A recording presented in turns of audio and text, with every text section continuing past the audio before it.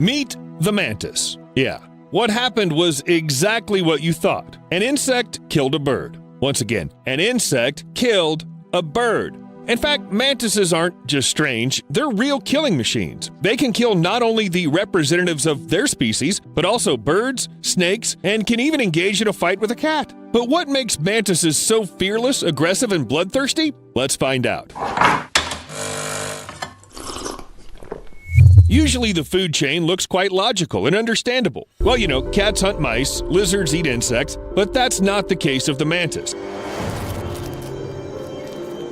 Its best defense is an attack, and not just a short attack. Look at this lizard. Anyone would be shocked if a potential lunch attacked them, and not only attacked, but also rapid movement. Now the powerful front legs squeeze the head of the lizard, not letting it close its jaws. And that's it. The mantis thinks it's enough. It can start eating the prey, alive. But even after the prey escaped, it couldn't save itself. The mantis caught the lizard and twisted its neck. The mantis are definitely the rulers of the insect world, using their deadly front legs, which they usually keep clasped together. These monsters seem to be able to grab anyone. Most often, the mantis sets up an ambush, merging with the leaves or tree bark to attack unexpectedly. With their front legs, they catch the prey at such a speed that their movement is difficult to track with a human eye.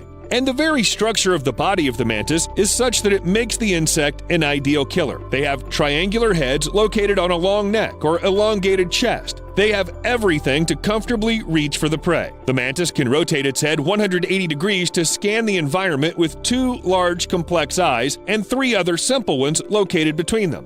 The whole set. Not a single movement around will go unnoticed. And what about those same grip forelegs covered with spikes? With their help, the mantis keeps its prey in place, and it doesn't care about the size of this very prey and its opinion on the matter. Moths, crickets, grasshoppers, flies, and other insects usually get into the menu of mantis. However, these insects eat their own kind too. The most famous example is the infamous mating behavior of the adult female, who sometimes eats her other half right after or even during mating. But the mantis are fearless, guys. Even the possibility of being eaten does not deter them from procreation. But one thing is different insects, including the same mantis, which are not very resistant. But it's quite another thing to attack snakes. Now, we're not talking about anacondas, but mantis do attack small snakes and do it with a very specific purpose. Widely spaced back legs for stability, the mantis makes sharp attacks, trying to grab the snake, and if it doesn't move fast enough, it can't escape from the grip. Of course, the snakes are trying to resist by wrapping themselves around the mantis. They must have not seen what happened to the lizard. These insects know exactly what they do, and they try to get to the head of the prey. And when they do, they start to eat. And it doesn't matter that the snake is still hoping for salvation. So who else is on the menu of the mantis? Mice. Even if these mice are the size of the mantis itself. Remember the lizard? Yes, for the mantis, it's not a huge, dangerous opponent, but rather, ooh, how much food? What can we say about some little mouse? The scheme's about the same: an unexpected throw, powerful spiked legs, squeezing the prey, unsuccessful attempts to get free, and a slow meal right during the fight. The mouse is still twitching, but the mantis doesn't care anymore. It's already started dinner. And this is not a sight for the faint of heart. Got goosebumps. But because of their voracity, the mantis is sometimes used as a natural remedy for pest control. Where the mantis live, you don't need to wait for the invasion of mice or cockroaches, for example. However, because predators eat indiscriminately, they can eat as many good beetles as bad ones. There's a very thin line between the extermination of pests and a full garden of mantis. There's a very thin line between the extermination of pests and a garden full of mantis, where there's no one left at all. But back to that poor bird from the beginning of the video. Now you probably understand that it's not the first and not the only unusual victim of these insects, and the behavior of this particular mantis is absolutely typical. As I said before, the mantis aren't the type of predators who chase their prey like lions on the savannah. Most often, they attack from an ambush. Some of the mantis are well camouflaged, while others expect to stay still until their prey appears or until it gets too close. However, the hummingbird on the video was lucky. According to the description, both it and the mantis survived. And this bird was also saved through human intervention. If it's not for a fateful, kick on the mantis, the world would be one hummingbird less. Well, no one saved these ones, for example. They didn't notice the danger, flew too close, and, by the way, note that the mantis sits on a special hummingbird feeder. That is, they know exactly where to hunt. Some species may even run on the ground in search of prey, but much more often the mantis hide and wait until the food reaches them. Yep, their food's delivered just like a pizza. But the mantis didn't know just where to hunt. They also calculate exactly the strength, speed, and distance of each throw. This is unusual for insects. For a long time, scientists believed that the mantis moved as if on the same program, like a winding toy, and if the prey falls into the capture or not, it's just a matter of luck. But a number of experiments have proved that the mantis really regulates the speed of impact depending on how fast the target moves. Sometimes, realizing that the speed was calculated incorrectly, they stop, then immediately correct their mistake.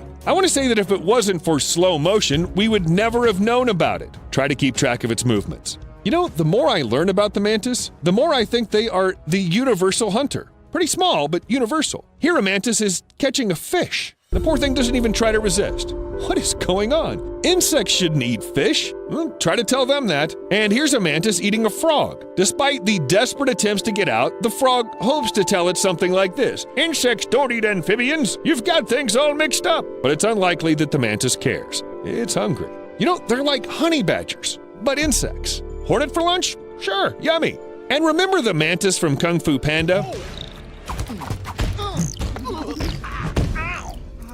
The scriptwriters chose such a hero intentionally. The mantis were a source of inspiration for two different forms of Chinese martial arts: the style of the northern praying mantis and the style of the southern praying mantis. They developed independently of each other and even looked different. However, they wouldn't refer to mantis to create martial arts if these insects only knew how to attack. They also have a good understanding of defense. If a potential predator approaches, the mantis usually gets up and spreads its front legs and wings to seem bigger. Some species also have patterns on the exoskeleton in order to scare away even more enemies. If intimidating tactics don't work, the mantis may hit or pinch the predator with its front legs. It can even bite. Although its jaws are small, they are sharp enough to hurt many enemies. In addition, the mantis also knows how to make hissing sounds, pushing air out of the abdominal airways. And it doesn't matter what kind of enemy is in front of it, a bird that's going to have lunch or a too curious cat, the mantis isn't afraid of anyone. And then I thought, is there anyone as small and cool? Strangely enough, yes.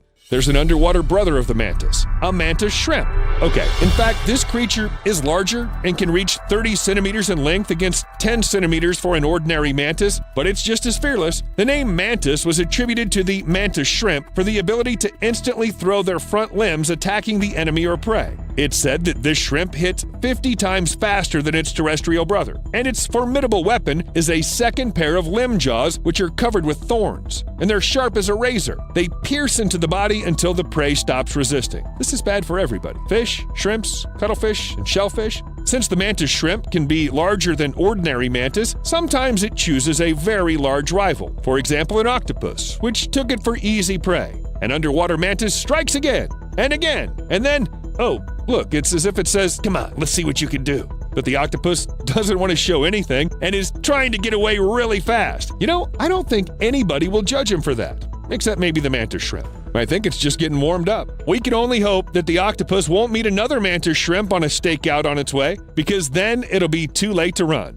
Perhaps the only marine inhabitant that can compete with the mantis shrimp in its strange coolness is a snapping shrimp. They look quite usual, and they also have claws of different sizes, which can reach half the length of a not very large body. But it's in the larger claw where all the superpower of the snapping shrimp hides. When it feels that its prey is nearby, it opens the top of its large claw, allowing water to penetrate into a small chamber in the bend. Then at the right moment, it pushes the water out of the chamber with pressure. This happens so fast that bubbles are formed. And not bubbles that anyone can create by blowing into the water. These bubbles accelerate at almost 100 kilometers an hour, just fast enough to stun or kill the prey. When the bubbles burst, they make a snap sound. That's how the shrimps get their name.